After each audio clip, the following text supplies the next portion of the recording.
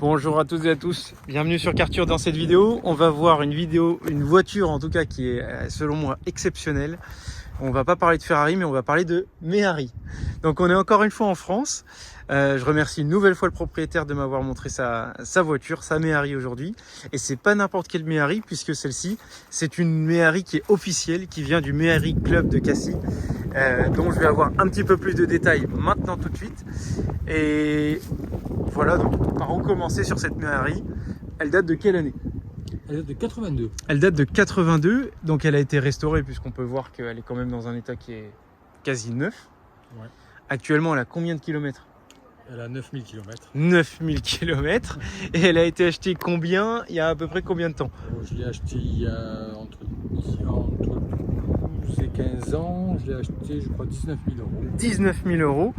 Alors moi, de mon côté, je sais qu'à Monaco, j'ai un ami qui a vendu la sienne pour à peu près 24 000 euros, qui était dans un état, on va dire, à peu près similaire, avec un petit peu plus de kilomètres. Regardez-moi ça, comment c'est joli. C'est nickel. Bon, elle est quasi neuve, hein. C'est vraiment splendide. Donc là, on fait la petite pub au passage. C'est vraiment très atypique. C'est pas une voiture qui est utilisable au quotidien. Non, pas vraiment. C'est une voiture plaisir le week-end. C'est super léger. Et il y a un aspect, encore une fois, super joué. Puisque tout ça, c'est du plastique. Et lorsqu'on s'assoit dessus, la voiture, elle fait que bouger. C'est comme si les suspensions étaient vraiment, comment dire, super molles. C'est la base d'une 2 chevaux. C'est la base d'une 2 chevaux. C'est le même moteur que la 2 chevaux. Donc c'est assez facile d'un point de vue mécanique. Ah ouais. Et ça, est-ce que ça, comme on dit 2 chevaux, c'est 2 chevaux fiscaux. Oui. Donc il n'y a pas moyen d'aller à 200 km/h avec ça. D'ailleurs, la vitesse de pointe, elle est à peu près de combien? 100 km/h. 100 km/h, ouais. Donc là, ici, on a le réservoir. C'est assez rigolo. Le réservoir, il doit être rikiki, non? Oui, il est rikiki, on met pas beaucoup. Regardez-moi la taille des pneus aujourd'hui. On est loin des Dodge Ram du Québec. on dirait des pneus de scooter en fait. Donc ça, c'est un coffre plutôt pour aller à la plage et mettre 3 ou 4 serviettes, pas beaucoup plus. Ça vient d'origine ou c'est une demande spécifique du club de Cassis? Les housses. Oui, les housses. Ah oui. Ça, c'est spécifique. Ça a été fait sur mesure. Et voilà, la particularité de cette voiture, c'est vraiment le capital sympathie. Vous voyez, on s'est arrêté ne serait-ce que 2 minutes, il n'y a absolument pas de passage. Et les gens ont tout de suite parlé de la voiture, ont tout de suite parlé de leurs souvenirs et ont tout de suite parlé de l'amour qu'ils avaient pour cette voiture, notamment lorsqu'ils étaient jeunes. Voilà, c'est vraiment la voiture par excellence. C'est quasiment les voitures du peuple français, carrément. Il n'y a absolument rien à dire là-dessus. Et on va vous parler tout de suite et vous montrer tout de suite un exemple de la particularité avec la boîte de vitesse qui est vraiment incompréhensible pour la personne qui ne l'a jamais essayé. Donc le propriétaire, lui, il a l'habitude, mais moi, n'ayant absolument pas l'habitude, j'ai pas envie de tester pour la raison suivante, c'est que la voiture étant tellement légère et en pente que j'ai l'impression que ça bouge sans arrêt. On met à peu près combien de temps pour se faire la main là-dessus? C'est assez rapide, une fois qu'on a pris le coup. C'est une boîte à vitesse de 2 chevaux, quoi. Hein. Tout le monde a connu 2 chevaux, pratiquement. Ouais. Donc pour nous expliquer rapidement la boîte de vitesse, là, il s'agit du frein à main. Et là, il s'agit des vitesses. Et la première, en fait, on la commence ici. Puis la seconde ici. On tire en arrière. Mais dans tous les cas, on va vous montrer tout de suite en exemple. Avec les portes qui sont en plastique ultra légères, donc il n'y a absolument rien dedans.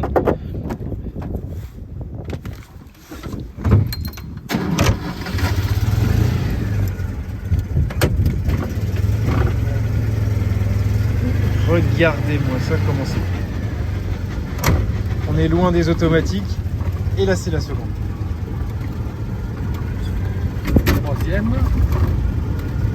Troisième, on retire à fond, et quatrième, tout au fond.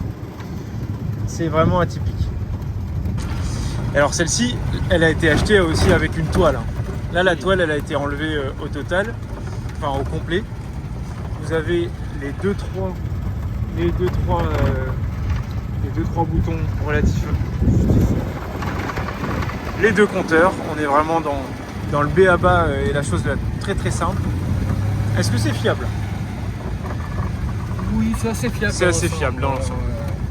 Le seul problème, c'est quand on n'a pas l'habitude, on la noie facilement. Ouais, notamment au démarrage. Notamment au démarrage, mais c'est assez fiable.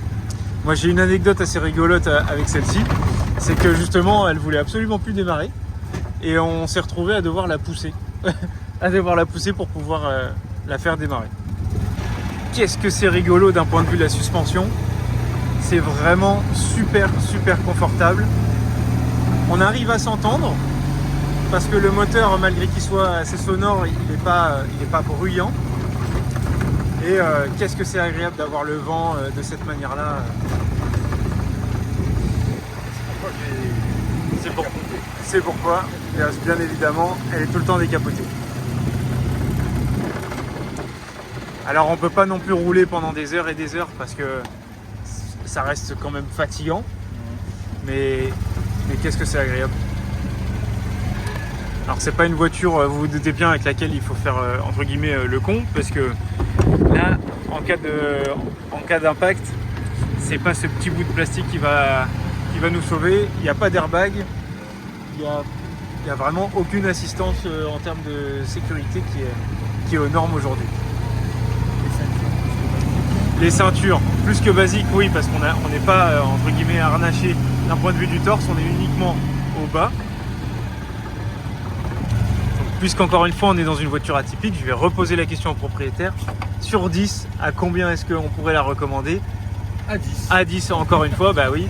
Et je suis totalement d'accord parce que qu'est-ce qu'on peut trouver comme défaut à une voiture comme ça en termes de plaisir? On est à 100%. Et d'un point de vue rapport plaisir qualité-prix, c'est une voiture qui ne va pas décoter, qui va toujours garder son capital sympathie et qui se fait de plus en plus rare. Malheureusement, selon moi aujourd'hui, on les fait en électrique. Donc on garde cet aspect, on va dire, ouvert sur la route. Mais néanmoins, on perd le côté du son et la sympathie du moteur. Écoutez-moi ça, on a l'impression... C'est un petit côté Porsche. Il y a un petit côté Porsche quand même, des années 80.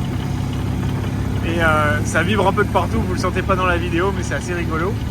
Et encore une fois, c'est une voiture qui est au top. Donc je la recommanderais également moi à tout le monde. Si vous en souhaitez une, du moins au Québec, vous n'hésitez pas à m'envoyer un message.